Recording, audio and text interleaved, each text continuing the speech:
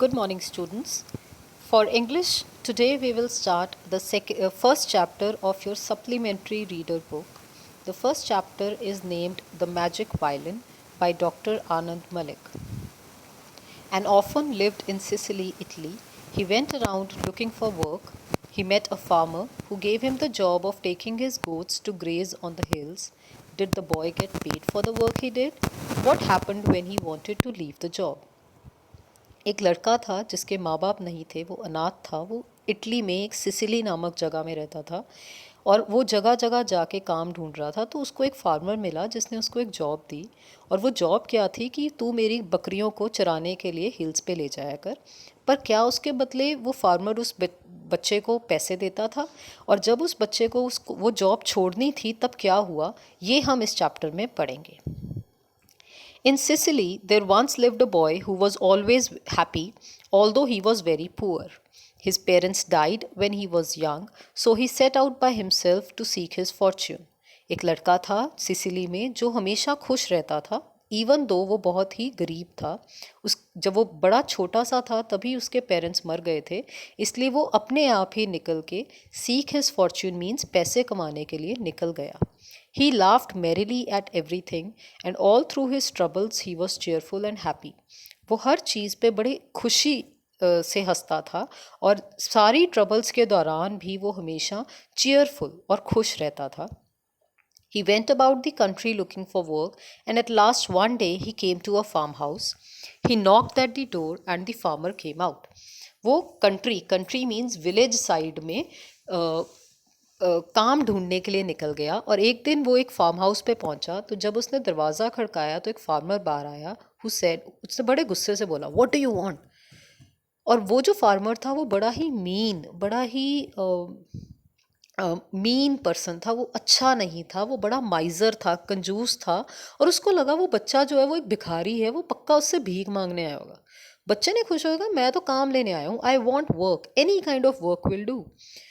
तब अब वो बड़ा जो कंजूस था ना फार्मर, जिसको लगा था वो भिखारी है, वो थोड़ा ठीक हुआ। I see, and he saw way of getting something for nothing. उसको लगा कि मैं इसको काम भी दे दूंगा, पैसे भी नहीं दूंगा। तो उसने कहा ठीक है, आजा, मेरी बकरियों का ख्याल रख लिया अगर। अब वो लड़का उस फार्म हाउस में रहने लगा। So he went to live in the farm house, and every day he took the goats to the hills to graze. उनको चराने के लिए हिल्स में लेके जाता था। At the end of 3 years, 3 साल, the boy wanted a change of work, क्योंकि उसको हिल्स में रहना बड़ा लोनली लगता था, अकेलापन सा लगता था। उसने सोचा मैं काम चेंज कर लेता हूँ। वो रात को घर आया जब बकरियां चरा के। He never saw anyone to talk to but the farmer. उसको पूरे घर में कोई और नहीं था बात करने को, सिर्फ एक फार्मर था। So one evening he told his master that he wanted to leave him. He asked for his wages that he had earned during the 3 years on the farm. एक इवनिंग उसने घर आके उसको बोला कि भाई अब मैं जा रहा हूँ, मैंने नहीं यहाँ काम करना, मेरे को 3 साल की मेरी सैलरी दे दे जो मेरे को यहाँ पे काम करते हुए मैंने कमाई है। अब फार्मर आ गया गुस्से में। क्यों? क्योंकि उसको पैसे देने पड़ने थे। उसने कहा वेजेस? कौन सी wages? I never said anything about the wages. जब मैंने तेरे को काम दिया था तब कोई बात हुई थी हमारी सैलरी की? That is so. लड़के ने कहा हाँ, पर काम बिना कुछ दिए काम तो नहीं होता। I did not settle the wages then because I thought you are a just man. मैंने उस दिन सैलरी की बात नहीं की या पैसों की बात नहीं की, मुझे लगा क्योंकि तुम एक अच्छे इंसान हो। अब फार्मर चिल्ला के बोला, and I am a just man. मैं हूँ एक जस्ट मैन, मैं बड़ा इंसाफ पसंद हूँ। किसी ने मेरे को आज तक इसके अलावा कुछ नहीं बोला। You shall see, I will pay your wages even though I don't owe you any. मैं तेरे को देता हूँ सैलरी इवन दो कोई बनती नहीं है तेरी salary.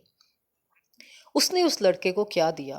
Then he gave the boy 3 copper coins for 3 years work. 3 साल के काम के लिए उसने क्या दिया? 3 कॉपर के coin. The boy looked at them and laughed. हंसने लग गया वो।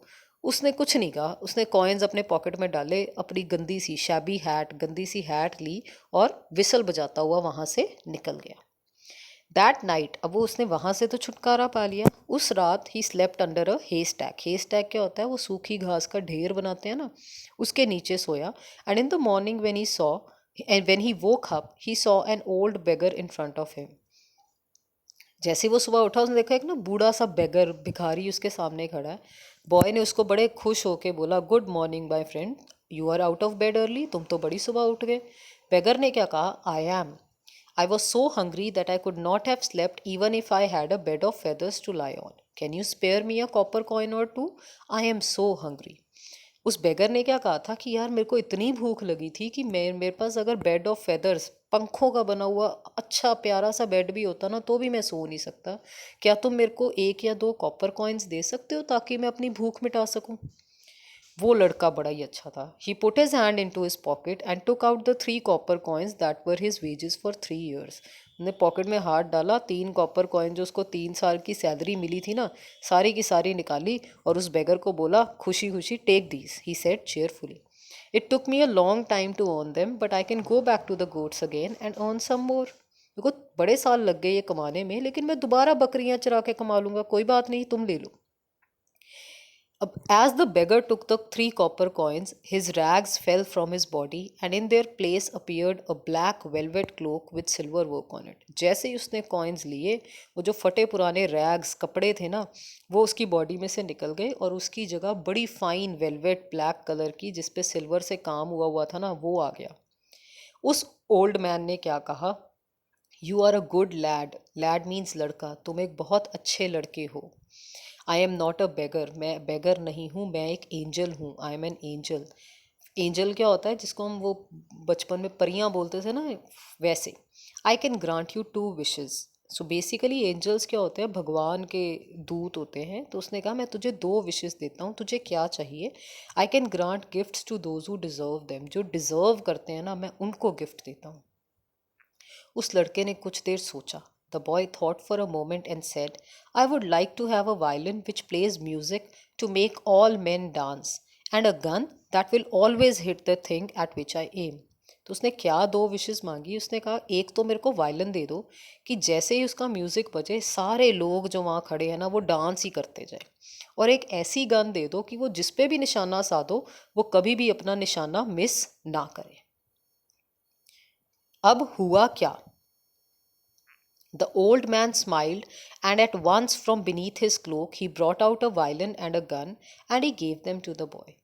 वो खुश हुआ, उसकी खुश एज इन स्माइल किया उसकी बात सुन के, और 1 मिनट के अंदर ही उसने अपने क्लोथ के नीचे, क्लोक, वो जो ब्लैक वेलवेट का क्लोक था, उसके नीचे से एक वायलिन और गन निकाल दी और उस लड़के को दे दी।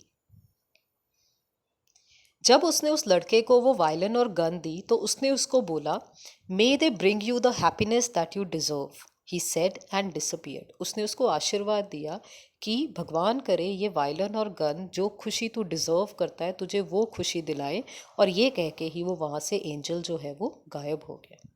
और उस लड़के ने क्या किया? वो गन और वायलिन लेके वो वापस उसी फार्म की तरफ आया जहाँ उसने 3 साल काम किया था।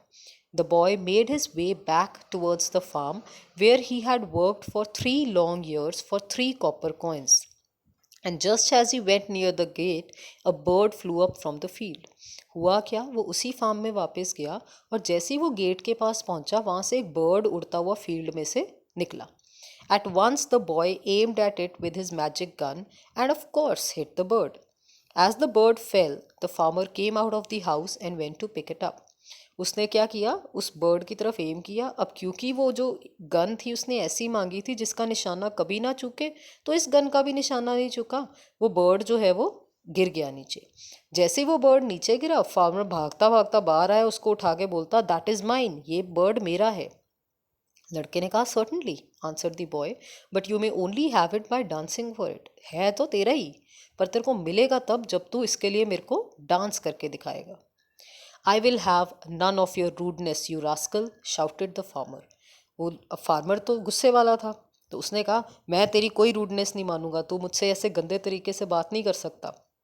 But before he could reach the bird, इससे पहले कि वो बर्ड को जाके उठा पाता, लड़के ने वायलिन बजाना शुरू कर दिया। So but before he could reach the bird, the boy began to play on his violin and the farmer had to dance. He danced and the boy would not stop playing. तो हुआ क्या? जैसे वो उसको उठाने लगा, लड़के ने वायलिन बजाना शुरू कर दिया। और वायलिन में क्या वरदान था कि जैसे ही म्यूज़िक बजेगा लोग डांस करना शुरू कर देंगे। अब फार्मर को नाचना ही पड़ा। वो लड़के ने बजाना नहीं बंद किया, वो बेचारा डांस करता रहा। Stop, shouted the tired farmer. अब वो थक गया। प्लीज़ बंद कर दे, प्लीज़ बंद कर दे, मैं तेरे को 1000 पीसेज ऑफ सिल्वर दूंगा पर अगर तू इसको बजाना बंद कर देगा। अब उस लड़के को उस पर बिल्कुल भरोसा नहीं था। He said let us go and fetch them first, पहले जाके हम वो 1000 pieces ऑफ सिल्वर ले आए, फिर मैं ये बजाना बंद करूँगा। So still dancing, the farmer went into his house and took the silver coins from beneath a board in the floor where he had hidden them, and the boy played on and on. वो गए, वो जहाँ उसने छुपा के रखे हुए थे एक फ्लोर के एक बोर्ड के नीचे, वहाँ से निकाले, लड़का तब तक बजाता रहा। जब उसने वो 1000 pieces ऑफ सिल्वर बॉय को दिए, that then he stop playing the violin. Then he went on his way, but the farmer ran before him into the village and told the police that the boy was a thief. इससे पहले कि वो वहाँ से चला गया, लेकिन farmer भागता हुआ विलेज में गया और पुलिस को बताया ये जो बच्चा है ये तो थीफ है। मैजिस्ट्रेट ने क्या किया? He sent out the policeman and they soon caught up with the 1000 pieces of silver that the farmer said he had stolen. जो उसने चुराए हुए थे उसे पकड़ लिए। अब सिसिली में उन दिनों में punishment for stealing was death, चोरी करने की सज़ा क्या थी? डेथ थी। Now it seemed impossible for such a poor boy to have such a large sum of money, so he was sentenced to be hanged at once. तो कोई मान ही नहीं सकता था कि इतने छोटे बच्चे, इतने गरीब बच्चे के पास इतने सारे पैसे होंगे, उसको फटाफट उन्होंने लटकाने की, फांसी से लटकाने की सज़ा दे दी। The boy asked the magistrate to late,